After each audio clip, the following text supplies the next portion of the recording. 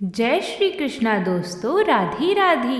आज हम सभी भगवान की एक भोले भक्त की भक्ति की कहानी को सुनते हैं। साथ ही में बुधवार को सुनी जाने वाली भगवान गणेश जी की कथा को भी सुनेंगे।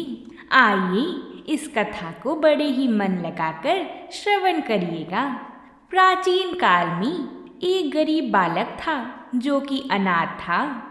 एक दिन वो बालक एक संत के आश्रम में आया और बोला कि बाबा, आप सबका ध्यान रखते हैं, मेरा इस दुनिया में कोई नहीं है, तो क्या मैं यहाँ आपके आश्रम में रह सकता हूँ?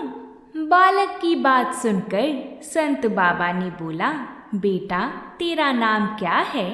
उस बालक ने कहा, मेरा कोई नाम नहीं है। तब संत बाबा ने उस बालक का नाम रामदास रखा और बोले कि अब तुम यहीं आश्रम में रहना।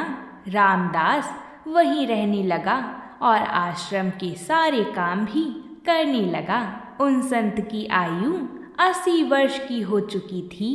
एक दिन वो अपने शिष्यों से बोले कि मुझे तीर्थ यात्रा पर जाना है, तुम में से कौन कौन मेरे साथ चलेगा और कौन कौन आश्रम में रुकेगा?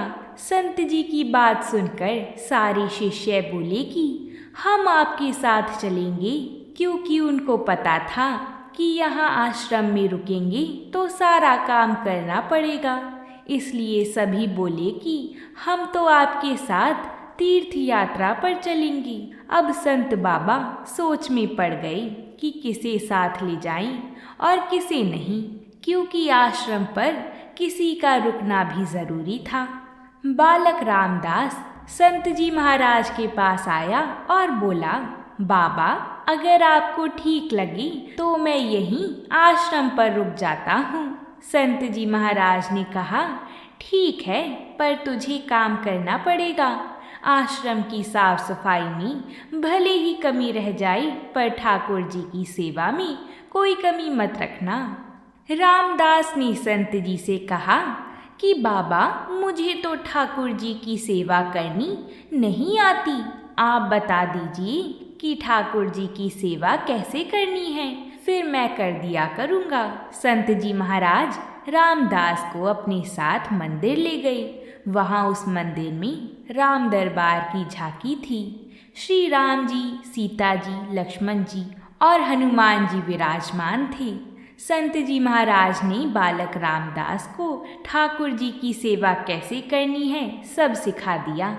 रामदास जी ने गुरु जी से कहा कि बाबा मेरा इनसे रिश्ता क्या होगा ये भी बता दो, क्योंकि अगर रिश्ता पता चल जाए तो सेवा करने में आनंद आएगा। तब संत जी महाराज ने बालक रामदास को कहा कि तू कहता था ना कि मेरा कोई नहीं है, तो आज से ये राम जी और माता सीता तेरे माता पिता हुए। रामदास ने साथ में खड़ी लक्ष्मण जी को देखकर कहा, अच्छा बाबा, और ये जो पास में खड़ी हैं वो कौन है? संत जी महाराज ने कहा, ये तेरे चाचा जी हैं। और हनुमान जी के लिए कहा कि ये तेरे बड़े भैया हैं। रामदास सब समझ गया और फिर उनकी सेवा करने लगा। संत जी महाराज अपने शिष्यों के साथ यात्रा पर चले गए। आज सेवा का पहला दिन था। रामदास ने सुबह उठकर स्नान किया, आश्रम की साफ सफाई की और भिक्षा मांग कर लाया और फिर भोजन तैयार किया। फिर भगवान को भोग लगाने के लिए मंदिर आया। रामदास ने श्री राम जी, सीता माता, लक्ष्मण जी और हनुमान जी के आगे एक एक थाली रख दी और बोला, अब पहले आप खाओ, फिर मैं भी खाऊंगा। रामदास को लगा कि सच में भगवान बैठकर खाएंगे, पर बहुत देर हो गई, रोटी तो वैसी की वैसी थी। तब बालक रामदास ने सोचा, नया नया रिश्ता बना है तो शर्मा रहे होंगे। रामदास ने पर्दा लगा दिया।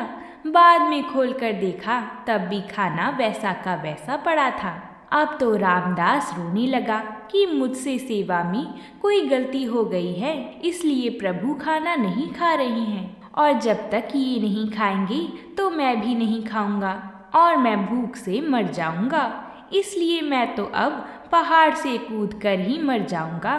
तब ये निश्चय करके रामदास मरने के लिए मंदिर से निकल जाता है। तब भगवान राम जी हनुमान जी को कहते हैं, प्रिय हनुमान, जाओ उस बालक को लेकर आओ और बालक से कहो कि हम खाना खाने के लिए तैयार हैं। हनुमान जी महाराज जाते हैं। रामदास कूदने ही वाला होता है कि हनुमान जी उसे पीछे से पकड़ लेते हैं और बोलते हैं कि क्या कर रहे हो? रामदास कहता है, आप कौन हो? हनुमान जी कहते हैं, मैं तेरा भैया हूँ, इतनी जल्दी भूल गई? रामदास कहता है, अब आए हो? इतनी देर से वहाँ बोल रहा था कि खाना खा लो, तब आए नहीं, अब क्यों आ गई? तब हनुमान जी बोले, पिताश्री का आदेश है, अब हम सब साथ बैठकर खाना खाएंगे। फिर राम जी, सीता जी, लक्ष्मण जी और हनुमान जी साक्षात बैठकर भोजन करते हैं।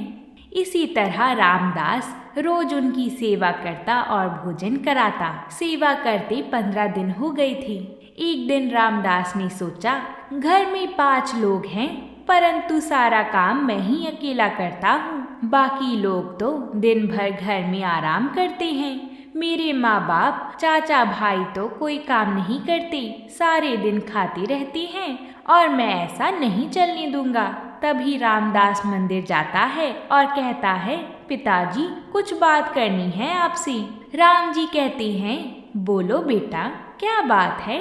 रामदास कहता है कि घर में मैं सबसे छोटा हूँ और मैं ही सब काम करता हूँ। अब से मैं अकेले काम नहीं करूँगा, आप सबको भी काम करना पड़ेगा। आप तो बस सारा दिन खाते रहते हो और मैं काम करता रहता हूँ। अब से ऐसा नहीं होगा। राम जी कहते हैं, तो फिर बताओ बेटा, हमें क्या काम करना है? रामदास ने कहा, माताजी, अब से रसोई आपके हवाले और चाचा लक्ष्मण जी, आप घर की साफ सफाई करिएगा। भैया हनुमान जी शरीर से मजबूत हैं, तो जाकर जंगल से लकड़ियाँ लाइएगा। पिताजी, आप बाजार से राशन लाइए और घर पर बैठकर पत्तल बनाइए। सब ने कहा, ठीक है। रामदास कहने लगा, मैंने बहुत दिन अकेले सब काम किया, अब मैं आराम करूँगा। अब सभी साथ मिलकर काम करते हुए एक परिवार की तरह सब साथ रहने लगे। एक दिन वो आया जब संत जी महाराज तीर्थ यात्रा से लौटे तो देखा कि आश्रम तो शीशे जैसा चमक रहा था। वो बहुत प्रसन्न हुए, मंदिर में गए और देखा कि मंदिर से प्रतिमाएं गायब हैं। संत ने सोचा, कहीं रामदास ने प्रतिमा बेच तो नहीं दी। संत जी महाराज ने रामदास को बुलाया और पूछा, भगवान कहाँ गए? रामदास भी अकड़ कर बोला कि मुझे क्या पता, हनुमान भैया जंगल लकड़ी लाने गए होंगे, लखन चाचा झाड़ू पोछा कर रही होंगी, पिताजी पत्तल बना रही होंगे और माता सीता रसोई में काम कर रही होंगी। संत जी महाराज बोले, ये क्या बोल रहा है? रामदास ने कहा, बाबा, मैं सच बोल रहा हूँ। जब से आप गए हैं ये चारों काम में लगे हुए हैं। वो संत जी महाराज भागकर रसोई में गए और सिर्फ एक झलक देखी कि सीता जी भोजन बना रही हैं, राम जी पत्तल बना रही हैं और फिर वो गायब हो गई और मंदिर में विराजमान हो गई। संत जी महाराज रामदास के पास गए और बोले, आज तुमने मुझे मेरे ठाकुर के दर्शन करवाए। और संत जी महाराज ने रो रो कर रामदास के पैर पकड़ लिए। रामदास जैसे भोले निश्चल भक्तों की भक्ति से विवश होकर भगवान को भी साधारण मनुष्य की तरह जीवन व्यतीत करने को आना पड़ता है। हे प्रभु, हमारी भक्ति भी स्वीकार करिएगा। तो प्रेम से बोलिए, जय श्री राम। अब हम गणेश जी महाराज की कथा को सुनते हैं। एक बार महादेव जी माता पार्वती के साथ नर्मदा नदी के तट पर गए। वहाँ पर सुंदर स्थान पर पार्वती जी ने महादेव जी के साथ चौपड़ खेलने की इच्छा व्यक्त की। तब शिव जी ने कहा कि हमारी हार जीत का साथी कौन होगा? पार्वती माता ने वहाँ की घास के तिनके को बटोरकर एक मनुष्य का पुतला बनाकर उसमें प्राण प्रतिष्ठा करके ये हमारा बेटा होगा, हम चौपड़ खेल रहे हैं। तुम खेल के अंत में हार जीत का फैसला बताना कि कौन जीता और कौन हारा। तब महादेव जी और माता पार्वती चौपड़ खेलने लगी। खेल में तीनों बार पार्वती जी जीती। अंत में बालक से हार जीत के बारे में पूछा गया तो उसने महादेव जी को विजयी बताया। इससे पार्वती जी माता नाराज हो गईं और पार्वती माता ने क्रोध में आकर उसे एक पांव से लंगड़ा होकर वहां की कीचड़ में पड़ा रहकर दुख भोगने का श्राप दे दिया। बालक ने विनम्रता पूर्वक कहा, माँ, मुझे अज्ञानवश ऐसा हो गया है। मैंने किसी कुटिलता के कारण ऐसा नहीं किया है। आप मुझे क्षमा कीजिए। तब पार्वती जी ने उससे कहा कि यहाँ नाग कन्याएं गणेश पूजन करने आएंगी। उनके उपदेश से तुम गणेश व्रत करके मुझे प्राप्त करोगी। इतना कहकर महादेव जी और माता पार्वती कैलाश पर्वत पर चले गए। 1 वर्ष बाद वहां श्रावण में नाग कन्या गणेश जी का पूजन करने के लिए आईं। नाग कन्याओं ने गणेश व्रत करके उस बालक को भी व्रत की विधि बताई।